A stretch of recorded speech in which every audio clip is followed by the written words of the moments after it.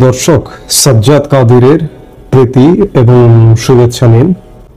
গত এক বছর প্রায় হতে চললে 11 মাস চলছে, 1 মাস পরে 1 বছর হবে। সেনাবাহিনী মাঠে আছে। এই 1 বছরের মধ্যে কমপক্ষে 10 মাস পূর্ণ ক্ষমতা নিয়ে, ম্যাজিস্ট্রেসি পাওয়ার নিয়ে সেনাবাহিনী মাঠে আছে, কিন্তু সত্যিকার অর্থে দেশ স্বাভাবিক হচ্ছে না। দেশের আইন শৃঙ্খলা পরিস্থিতি স্বাভাবিক হচ্ছে না। যদিও প্রশ্ন এসে যায়, যে প্রশ্ন করতেই পারি যে দেশের আইন শৃঙ্খলা রক্ষার কাজ কি সেনাবাহিনীর? উত্তর হবে না। আইন শৃঙ্খলা রক্ষা করার কাজ পুলিশের। পুলিশের কি অবস্থা আপনি আমি সবাই জানি। দেশে এত অপকর্ম হচ্ছে, সীমাহীন অপকর্ম। ডক্টর ইউনূস সরকারের রাষ্ট্রীয় পৃষ্ঠপোষকতায় অপকর্ম, মব হচ্ছে সীমাহীন।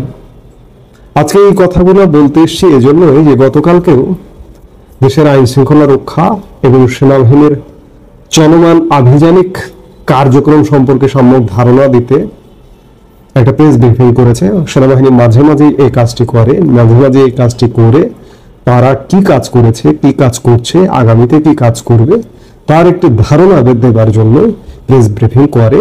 এবং সেনাবাহিনী প্রত্যেকটি ব্রিফিংয়ে এটি নিশ্চিত করে যে আমরা সন্ত্রাসের প্রশ্নে, মবের প্রশ্নে জিরো টলারেন্স নীতিতে আছি। হ্যাঁ, সেনাবাহিনী কাজ করছে, কিন্তু যে পরিমাণ বিশৃঙ্খল পরিবেশ ঘটছে দেশে, তার তুলনায় সেটি অপ্রতুল। আপনি চিন্তা করুন যে সারা বাংলাদেশে পুলিশ বাহিনীর প্রায় 2.25 লক্ষ সদস্য, সেনাবাহিনীর টোটাল সদস্য সংখ্যার থেকেও বেশি। এই 2.25 লক্ষ মানুষ দেশের আইন শৃঙ্খলা রক্ষা করে, নিয়ন্ত্রণ করে। আজকে এই 2.25 লক্ষ মানুষ খানিকটা দ্বিধাগ্রস্ত। কি কারণে আমরা বিভিন্ন সময় বলতে আমরাও এক প্রকার ক্লান্ত হয়ে পড়ছি। পুলিশের মনোবল আজও ফিরে আসেনি। এই 2.25 লক্ষ পুলিশ দেশের শৃঙ্খলা বিধান করতে পারছে না। সেখানে সেনাবাহিনী টোটাল সদস্যই ধরুন 1.5 লাখ বা 1,60,000, 70,000 সেনাবাহিনীর সদস্য। সশস্ত্র বাহিনী পুরোটা মিলে 2 লাখের মতো সদস্য। কিন্তু সবাই তো আর ক্যান্টনমেন্টের নিয়মিত কাজ ছেড়ে এসে বাইরে এসে ডিউটি করে না। সেনাপ্রধানের এক পরিসংখ্যান থেকেই আমরা যেটি জানি যে 30,000 সৈন্য একটা টাইমে ডিউটিতে থাকে। আবার সেই 30,000 সৈন্যের সময়টা শেষ হলে ক্যান্টনমেন্টে ঢুকে যায়, আবার 30,000 নামে। এই 30,000 সৈন্য সারা বাংলাদেশে 18 কোটি মানুষকে কিভাবে পাহারা দেবে, কিভাবে শৃঙ্খলা ফেরাবে? এটি একটি বড় প্রশ্ন। কিন্তু কিভাবে ফেরাবে এই প্রশ্নের পরেও সব দায় গিয়ে পড়ছে সেনাবাহিনীর উপরে। এই যে বর্তমানে যে সরকারটি তো আসলে কোনো দায় দায়িত্ব নেই। এই সরকারটি গড়বার দায় সেনাবাহিনীর। এই সরকারটি দেশটা ঠিক মতো চালাতে পারছে না, শান্তি শৃঙ্খলা ফেরাতে পারছে না, মব ক্রিয়েট বন্ধ করতে পারছে না। কিন্তু সেনাবাহিনী নিষ্ফল চেষ্টাটা করে যাচ্ছে। তবুও সেনাবাহিনীর দায় হচ্ছে, দোষ হচ্ছে। কারণ সেনাবাহিনীকেই মানুষ আপন মনে করে। এই মুহূর্তে যেহেতু রাষ্ট্রযন্ত্র নেই, সেহেতু আপন মনে করবার জায়গা হচ্ছে সেনাবাহিনী। আমাদের সেনাবাহিনী, আমাদের গর্বের সেনাবাহিনী, আমরা সবাই বলি। প্রত্যাশার পারদটা অনেক উপরে সেনাবাহিনীর উপরে। আজকে দেশে যা কিছু হচ্ছে সব দায় গিয়ে, দোষ গিয়ে পড়ছে সেনাবাহিনীর উপরে। সেনাবাহিনীর মর্যাদা ক্ষুণ্ণ হচ্ছে। মানুষ সেনাবাহিনীকে নিয়ে ক্যান্টনমেন্ট থেকে তারাও বুঝতে পারছেন যে সেনাবাহিনীর মান মর্যাদা নিচে নেমে যাচ্ছে। আর এইভাবে দীর্ঘদিন সেনাবাহিনী যদি মাঠে থাকে, আজকে প্রায় 1 বছরের কাছাকাছি, নির্বাচন পর্যন্ত মাঠে থাকতে হলে সেটি কতদিন হবে চিন্তা করেছেন? 1.5 বছরের মধ্যে যদি নির্বাচন হয়, কিংবা 2 বছরের মধ্যেও যদি নির্বাচন হয়, এটি কোনো স্বাভাবিক পরিবেশ নয়, স্বাভাবিক সিচুয়েশন নয়। এবং এ করে সেনাবাহিনীর যে একটা উচ্চ মর্যাদা, সেই মর্যাদাটা অলরেডি নিচে নেমে গেছে, আরো নামবে। কাজেই সেনাবাহিনীর এখন কি করণীয়? সেনাবাহিনীর এখন করণীয় এই যে ইউনূস সরকার ইউনূস সরকারকে তো সেনাবাহিনী দেখছেন, আপনারা দেখলেন যে এইরকম একটি সরকারকে দিয়ে, আপনাদেরও তো বিবেক বুদ্ধি সবকিছুই আছে, আপনারাই বিচার করুন যে এইরকম একটি সরকারকে দিয়ে আগামী নির্বাচন কিভাবে করা সম্ভব।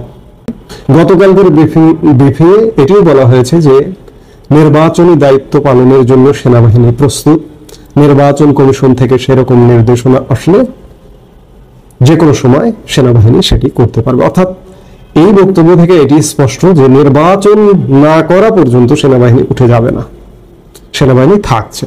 তো সেনাবাহিনী যখন থাকছে তখন সেনাবাহিনীর দায় দেনাটা বাড়ছেই। শুধু আজকে আমরা সেনাবাহিনীকে, দেশের জনগণ সেনাবাহিনীকে দোষারোপ করছে।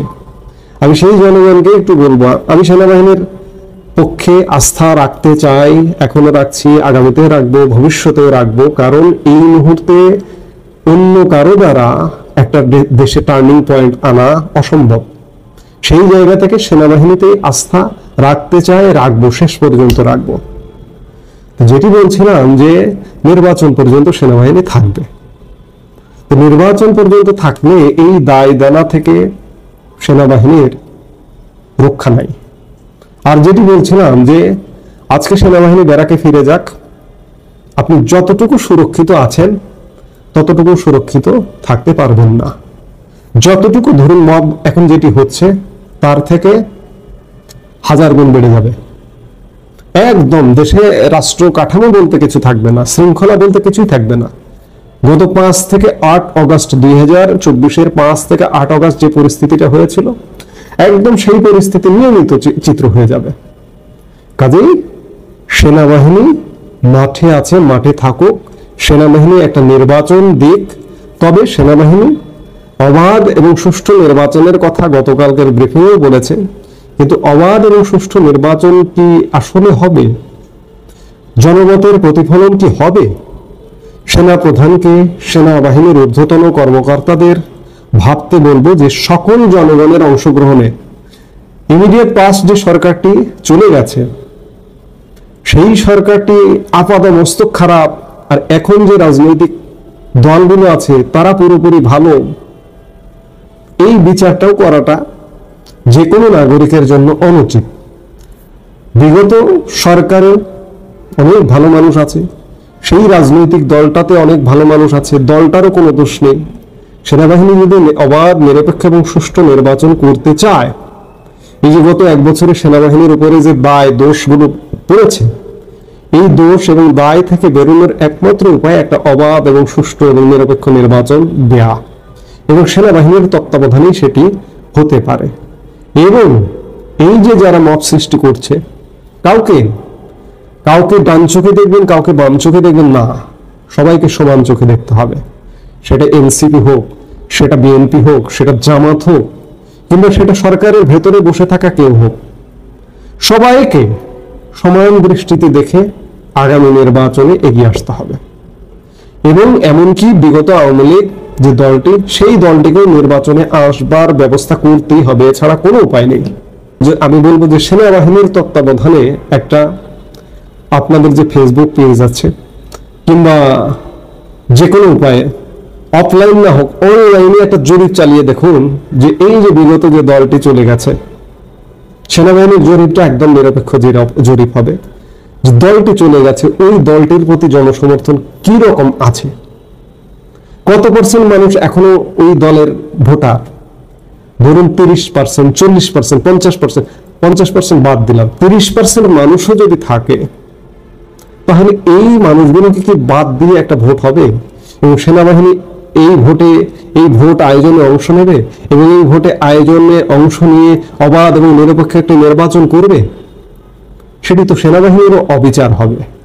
কাজেই দেশ ভয়ঙ্কর সংকটে, দেশের অর্থনৈতিক অবস্থা, কর্মসংস্থান, ডক্টর ইউনূসের যে 3-0, তিনি 3-0টা নাই করে দিতে চান, দারিদ্রতা দূর করে ফেলতে চান, বেকারত্ব দূর করে ফেলতে চান। তিনি জিরো কার্বন অন্য বিষয়, ঠিক আছে, বেকারত্ব এবং দারিদ্রতা যে 3-0 তত্ত্ব ডক্টর ইউনূসের, কিন্তু সত্যিকার অর্থে রিভার্স হয়ে গেছে, উল্টো চিত্র। বেকারত্ব বেড়ে গেছে ডক্টর ইউনূসের শাসনামলে, দারিদ্রতা বেড়ে গেছে ডক্টর ইউনূসের শাসনামলে, কাজেই দেশের অবস্থা ভয়ানক খারাপ, এই সত্যটা মানতে হবে। সেনাবাহিনী, আমাদের সেনাবাহিনী, আমাদের গর্বের সেনাবাহিনী, বারবারই বলছি, দেশবাসী, সারা দেশবাসী সেনাবাহিনীর প্রতি তাকিয়ে রয়েছে। এই অবস্থা থেকে, এই অচল অবস্থা থেকে সেনাবাহিনী বাঁচাতে পারে, রক্ষা করতে পারে। যে সেনাবাহিনী চেষ্টা করছে কিন্তু রক্ষা হচ্ছে না কোনো কিছুতেই। আপনি কাজ করছেন কিন্তু কাজে লাগছে না। এটিতে মানুষ কষ্ট পাচ্ছে, দুঃখ পাচ্ছে, ক্ষুব্ধ হয়ে সেনাবাহিনীর প্রতি বিরূপ প্রতিক্রিয়া ব্যক্ত করছে। সেই জায়গাটা পুনরুদ্ধারের দায়িত্ব সেনাবাহিনীর। আপনারা নির্বাচন করবেন, এটি গতকালকের ব্রিফিংয়ে স্পষ্ট হয়ে এসছে যে একটা অবাধ, সুষ্ঠু এবং নিরপেক্ষ নির্বাচন, এবং অবশ্যই এটি সেনাবাহিনীর তত্ত্বাবধানে নির্বাচনটি হোক। সেটি ডক্টর ইউনূসকে রেখে হবে নাকি না রেখে হবে? ডক্টর ইউনূসকে রেখেও সম্ভব, যদি সেনাবাহিনী সবকিছুতে তদারকি করে। সেনাবাহিনী যদি একটা প্যারালাল সরকারের সাথে সেনাবাহিনী প্যারালাল দাঁড়িয়ে যদি সব দলের সমান অংশগ্রহণ, আওয়ামী লীগকে বলছি কিন্তু থাকতে হবে, সমান অংশগ্রহণের সুযোগ তৈরি করে, তাহলেই বাংলাদেশে একটি অবাধ এবং নিরপেক্ষ নির্বাচন করা সম্ভব। বিগত এক বছর যা কিছু ঘটেছে, সেনাবাহিনী হাজার চেষ্টা করে কাজ হচ্ছে না। একটা অবাধ, নিরপেক্ষ, সুষ্ঠু নির্বাচন দিলে সেনাবাহিনীর উপর মানুষের যে ক্ষোভ, দুঃখ, কষ্ট আছে, সেই ক্ষোভ, দুঃখটাও কিন্তু ঝেড়ে মুছে যাবে। কিন্তু আজকের এই বিদ্যমান অবস্থায় যদি এই যে ডক্টর ইউনূসের অ্যাবনর্মাল সরকারের অধীনেই যদি সেনাবাহিনী নির্বাচনে সহায়ক হয়, তাহলে বাংলাদেশ কিছুতেই শান্ত করা যাবে না। আগামী 5-10 বছরও শান্ত করা যাবে না। এখন সেনাবাহিনীর সিদ্ধান্ত নিতে হবে যে সেনাবাহিনী আসলে কি করবে। সেনাবাহিনী কি দেশটাকে শান্ত করবে, নাকি আগামী 5-10 বছর এভাবেই আগুনে দাউ দাউ করে জ্বলতে থাকবে? একটা নির্বাচন যদি হয়ও, যারা বিদ্যমান আছে, ধরুন 30% ভোট বাদ দিয়েও যদি নির্বাচন হয়, তবুও যে সরকারটি আসবে, নির্বাচিত সরকার, সেই সরকারটিও সুষ্ঠুভাবে দেশ চালাতে পারবে না, এটি আমি গ্যারান্টি দিয়ে বলতে পারি। এবং সেনাবাহিনী ভেবে দেখবে, সেনাপ্রধান জেনারেল ওয়াকারুজ্জামান, আপনি ভেবে দেখবেন যে আগামীর বাংলাদেশকে পরিচ্ছন্ন করতে হলে কি করা উচিত। আসলে প্রতিদিন প্রতিক্ষণ এত ঘটনা ঘটে যায় যে একটি বিষয় আলোচনা করতে গেলে আরেকটি বিষয় বাদ পড়ে যায়। কিন্তু আজকে যে বিষয়টি নিয়ে কথা বলবো, এটি বাদ দেওয়ার মতো বিষয় নয়। আপনারা জানেন যে গতকালকে বাংলাদেশ সচিবালয়ে চট্টগ্রাম বন্দর ব্যবস্থাপনা নিয়ে একটা বৈঠক অনুষ্ঠিত হয়। বৈঠক শেষে নৌ পরিবহন উপদেষ্টা এম সাখাওয়াত হোসেন বলেন, উপদেষ্টা পরিষদের বৈঠকে এনসিটি পরিচালনার বিষয়ে চট্টগ্রাম বন্দর কর্তৃপক্ষকেই কর্তৃত্ব দেওয়া হয়েছে। বন্দর কর্তৃপক্ষ এনসিটি পরিচালনার জন্য অপারেটর নিয়োগ এবং অপারেটরের সঙ্গে চুক্তি করতে পারবে। নৌবাহিনী আগামী 6 মাসের জন্য এনসিটি পরিচালনার দায়িত্ব পাবে এবং নৌবাহিনীকে উপযুক্ত হিসেবে বিবেচনা করেছে সরকার। এটি নৌ পরিবহন উপদেষ্টা এম সাখাওয়াত হোসেনের বক্তব্য। অর্থাৎ বন্দর কর্তৃপক্ষকে পুরো কর্তৃত্ব দেওয়া হয়েছে যে বন্দর কর্তৃপক্ষ কাকে অপারেটর নিয়োগ করবে, কাকে বাদ দেবে, কার সাথে চুক্তি নবায়ন করবে কিংবা নবায়ন করবে না, এই দায় দায়িত্বগুলো বন্দর কর্তৃপক্ষের। ভালো কথা, কিন্তু বন্দর কর্তৃপক্ষের মাধ্যমে এখন কি হতে যাচ্ছে সেটাই দেখবার বিষয়। বিভিন্ন রাজনৈতিক দল ও সামাজিক সংগঠনগুলো ধারাবাহিকভাবে প্রতিবাদ করে আসছে যে চট্টগ্রাম বন্দর বিদেশিদের লিজ দেওয়া যাবে না। শ্রমিকরা আন্দোলন করে আসছে যে কোনোভাবে এই যেন চট্টগ্রাম বন্দরের যে সবচেয়ে লাভজনক নিউ মেরিন কন্টেনার টার্মিনালটি, এটি যেন বিদেশি কোম্পানির হাতে ছেড়ে না দেওয়া হয়। কিন্তু সব আন্দোলন, সব দাবি দাওয়াকে উপেক্ষা করে অন্তর্বর্তীকালীন সরকারকে বিদেশিদের হাতেই এই বন্দরের দায়িত্বভার তুলে দিচ্ছে। সার্বিক অবস্থা বিশ্লেষণ করে এটি সুস্পষ্ট হয়ে উঠছে দিনকে দিন। আমরা বিভিন্ন কথায় আলাপে বলছি যে সরকারের পায়ের তলায় মাটি নেই, সরকার যে কোনো মুহূর্তে চলে যেতে পারে, চলে যাবে, কিন্তু আপনাকে ক্ষতি করে দিয়ে যাবে, ভয়ঙ্কর ক্ষতি করে দিয়ে তারপরে যাবে। 71-এর কথা মনে পড়ছে এই মুহূর্তে। আমাদের মুক্তিযুদ্ধের বিরোধী শক্তি যখন বুঝে গেছে, জানতে পেরেছে যে তারা যুদ্ধে হেরে যাচ্ছে, তখন বেছে বেছে 14 ডিসেম্বর আমাদের থিঙ্ক ট্যাঙ্ক হত্যা করেছিল। কিন্তু তারা বুঝতে পারছে যে কোনো মুহূর্তে তারা হেরে যাবে। আমরা ঠিক 2 দিন পরে 16 ডিসেম্বর স্বাধীন হয়েছিলাম। ঠিক তেমনি আপনি আমি যদি ভাবি যে সরকার NCT New Mooring container terminal বিদেশিদের হাতে দেয়া থেকে সরে এসছে, তাহলে আপনার আমার ভাবনা ভুল হবে। এটি নিয়ে আমরা জানি যে সেনাবাহিনীর মধ্যেও আলাপ হয়েছে, সেনাবাহিনীর অফিসার্স অ্যাড্রেসে আলাপ হয়েছে। সেখান থেকে এমন বার্তা এসছে, কিভাবে এসছে, কারা ছড়িয়েছে বা কিভাবে দেওয়া হয়েছে যে বন্দর বিদেশিদের হাতে দেওয়া হবে না। সেখানে করিডোর প্রসঙ্গ এসেছিল, মায়ানমার করিডোর। বন্দর বিদেশির হাতে দেওয়া হবে না, কিন্তু সরকার কি একটি কৌশল অবলম্বন করছে? সূত্রের খবর, আগামী নভেম্বরে বন্দরের চট্টগ্রাম বন্দরের সবচেয়ে ভালো এনসিটি নিউ মারিন কন্টেইনার টার্মিনালটি আমেরিকার বাছাই করে দেওয়া সংস্থা ডিপি ওয়ার্ল্ডের হাতে তুলে দেওয়া হবে। তার আগে 6 মাসের জন্য টার্মিনালটি চালানোর ভার দেওয়া হচ্ছে নৌবাহিনীর হাতে। এবং এটি কবে থেকে? আগামী রোববার 6 জুলাই থেকে। এই মুহূর্তে বন্দরটি পরিচালনা করে কে? আমাদের দেশীয় একটি অপারেটর সংস্থা সাইপ পাওয়ার টেক।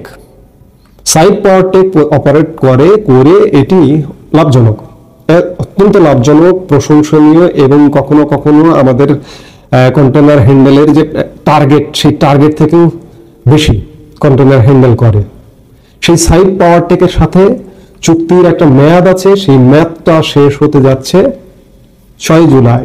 ডক্টর ইউনূসের অন্তর্বর্তী সরকারের অর্থ উপদেষ্টা সালেউদ্দিন আহমেদ গতকাল বুধবারের আগের দিন মঙ্গলবার জানিয়েছিলেন যে বর্তমানে এই টার্মিনালটি পরিচালনা করছে বাংলাদেশের প্রতিষ্ঠান সাইপ পাওয়ার টেক। তাদের সঙ্গে সরকারের চুক্তির মেয়াদ শেষ হবে রবিবার 6 জুলাই। আমি খানিক আগে যেটি বলছিলাম, পরের দিন থেকে এটি পরিচালনার দায়িত্ব নৌবাহিনীর হাতে দিতে চায় সরকার। তবে নৌবাহিনীর হাতে যদি স্থায়ীভাবে দিত, ওকে, আমাদের স্বস্তির জায়গা ছিল। কিন্তু না, নৌবাহিনী পরিচালনা করবে 6 মাসের জন্য। সূত্রের খবর, এই 6 মাস অতিক্রান্ত হবার পর নভেম্বরে দুবাই ভিত্তিক কোম্পানি ডিপি ওয়ার্ল্ডকে টার্মিনালটি তুলে দেওয়া হবে। এই চুক্তির প্রক্রিয়ায় ডিপি ওয়ার্ল্ডের পক্ষে উপদেষ্টা হিসেবে কাজ করছে বিশ্বব্যাংকের সহযোগী সংস্থা ইন্টারন্যাশনাল ফাইন্যান্স কর্পোরেশন বা আইএফসি। বন্দর বিশেষজ্ঞ মহল মনে করছেন যে নৌবাহিনীর হাত থেকে কন্টেনার টার্মিনালটি বিদেশি সংস্থার হাতে তুলে দেওয়া হলে শ্রমিক কর্মচারীদের বাধা এড়ানো সহজ হবে। মানে আন্দোলনরত যারা আছে বন্দর বিদেশিদের হাতে তুলে দেওয়ার ব্যাপারে, তাদের হাত থেকে বাধা এড়ানোর জন্য 6 মাসের জন্য ইন্টারিম টাইমের জন্য নৌবাহিনীর হাতে বন্দরটি তুলে দেওয়া হচ্ছে। প্রধান উপদেষ্টা ইউনূস বরাবর জানিয়েছেন যে এনসিটি ডিপি ওয়ার্ল্ডকে হস্তান্তরের বিষয়ে তার সরকার প্রতিশ্রুতিবদ্ধ।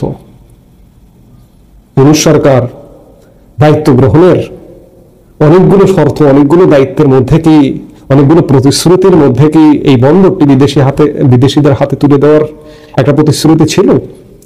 অবস্থা দৃষ্টে তেমনই মনে হচ্ছে যে কোনো মূল্যে ডিপি ওয়ার্ল্ডকে বন্দরটা উঠিয়ে দিতে হবে। ডক্টর ইউনূস এমন কথাও বলেছেন যে দেশের স্বার্থে এই টার্মিনাল হস্তান্তর প্রক্রিয়ার বিরোধিতাকারীদের প্রতিহত করতে হবে। ডক্টর ইউনূস এতটা মরিয়া কেন এই বন্দরের ব্যাপারে? আমি বাংলাদেশের নাগরিক হিসেবে প্রশ্ন জিজ্ঞাসা, কেন এত? এখন আবার কৌশল অবলম্বন করছেন যে সরাসরি সাইপ পাওয়ার টেক টু ডিপি ওয়ার্ল্ড হস্তান্তর নয়, মধ্যবর্তী সময়ের জন্য নৌবাহিনীকে দায়িত্ব দেওয়া হচ্ছে। অর্থাৎ ডক্টর ইউনূসের সরকার একটা কৌশলগত পন্থা অবলম্বন করেছে। আমরা ধরে নিতাম যে সরাসরি সাইপ পাওয়ার টেক থেকে ডিপি ওয়ার্ল্ডকে তুলে দিতেন, কিন্তু ডক্টর ইউনূসের সরকার দেখছে যে না, এইভাবে সম্ভব নয়, বাধা হবে, বাধা আসবে, আন্দোলন হবে, এই আন্দোলনকে কেন্দ্র করে বড় ধরনের ঘটনা ঘটতে পারে। কাজেই কৌশল অবলম্বন করতে হবে, সরাসরি না খেয়ে হাতটা ঘুরিয়ে এইভাবে খাবার একটা প্রচেষ্টা, সেটি দেখা যাচ্ছে চট্টগ্রাম বন্দরকে কেন্দ্র করে। সরকারি সূত্রের খবর, গত 18 জুন নৌ পরিবহন মন্ত্রকের সভায় এই টার্মিনালটি বন্দর কর্তৃপক্ষের তদারকিতে নিজস্ব ব্যবস্থাপনায় পরিচালনার সিদ্ধান্ত হয়েছিল। এই গত 18 জুন, গত মাসের। তখন 6 মাসের জন্য 42 কোটি টাকা বরাদ্দের প্রস্তাবও দেওয়া হয়, কিন্তু দিন দুয়েক বাদে বন্দর কর্তৃপক্ষ সেই প্রস্তাব থেকে সরে আসে এবং নৌবাহিনীর মাধ্যমে এনসিটি পরিচালনার সিদ্ধান্ত নেয়। এনসিটির 5টি জেটির 4টিতে সমুদ্রগামী এবং একটিতে অভ্যন্তরীণ নৌযান ভিড়তে পারে। এটি দেশের সবচেয়ে বড় কন্টেনার টার্মিনাল। প্রশ্ন উঠছে যে দেশীয় সংস্থার হাতে এনসিটি যখন লাভজনকভাবে চলছে, দক্ষতা বহুগুণে বেড়েছে, তখন কেন একটি বিদেশি প্রতিষ্ঠানের হাতে তুলে দেওয়া হচ্ছে? চট্টগ্রামের সংশ্লিষ্ট মহল মনে করেন এর পেছনে রয়েছে অন্য উদ্দেশ্য। মিয়ানমারের বিদ্রোহীদের অস্ত্রশস্ত্র ও অন্যান্য সামগ্রী সরবরাহের স্বার্থে চট্টগ্রাম বন্দরের নিয়ন্ত্রণ আমেরিকা নিজেদের কর্তৃত্বে রাখতে চায়। অর্থাৎ এটি মূল উদ্দেশ্য। আমরা বলছি যে ডিপ স্টেট বা মার্কিন প্ল্যান এখানে খানিকটা ক্ষীণ হয়ে গেছে, কিন্তু ক্ষীণ হয়েও হয় না। মার্কিন যুক্তরাষ্ট্র খুব সহজে একটি অঞ্চল ছেড়ে সেটিকে পরিত্যক্ত ঘোষণা করে চলে যায় না, যার দরুন মার্কিন যুক্তরাষ্ট্র এটি যে কোনো মূল্যে মার্কিন যুক্তরাষ্ট্র অন্ততপক্ষে চট্টগ্রাম বন্দরটি নিয়ন্ত্রণে রাখতে চাইছে। সবকিছু মিলে ষড়যন্ত্র শেষ হয়নি, কোনো ষড়যন্ত্রই এখনো পর্যন্ত অবসান হয়নি। আমি খানিক আগে যেটি বললাম, চলে যাচ্ছে তবুও যাচ্ছে না, চলে যাবে কিন্তু আপনার জীবন বের করে দিয়ে চলে যাবে। সার্বিক অবস্থা বিশ্লেষণে এটি মনে হচ্ছে যে চট্টগ্রাম বন্দর থেকে ডক্টর ইউনূসের সরকার পিছু হটেনি। এটি খুব একটা বড় ধরনের কৌশলের অংশ যে প্রথমে নৌবাহিনীকে দেবে, অর্থাৎ এটি একটা ইউটার্ন বলতে পারেন। দেশীয় সংস্থা অপারেট করছে, করে সরাসরি দেশীয় সংস্থার হাত দিয়ে যদি ডিপো ওয়ার্ল্ডকে হস্তান্তর করে তাহলে সেটি মানুষের চোখে পড়বে, কিন্তু সেই জায়গায় একটু কৌশল অবলম্বন। খানিক আগে আমি যেটি বললাম যে দেশীয় সংস্থা, নৌবাহিনী, আগামী নভেম্বরে ডিপো ওয়ার্ল্ড, এই হচ্ছে সমীকরণ। এবং এটি কেন তুলে দেওয়া হচ্ছে বিদেশিদের হাতে, এর সমীকরণের পেছনের কাহিনীটি আপনারা জানেন যে এখানকার যে মার্কিন যুক্তরাষ্ট্রের যে বৃহৎ পরিকল্পনা মিয়ানমারের রাখাইন রাজ্য নিয়ে, বাংলাদেশের পার্বত্য অঞ্চল নিয়ে, সেই পরিকল্পনা বাস্তবায়নেরই অংশ হিসেবে মার্কিন যুক্তরাষ্ট্র বাংলাদেশের চট্টগ্রাম বন্দরকে নিজেদের আয়ত্তে রাখতে চাইছেন এবং রাখতে চাবারই একটি অংশ হিসেবে তাদেরই ঠিক করে দেওয়া ডিপো ওয়ার্ল্ড এই বন্দরটি নিচ্ছে।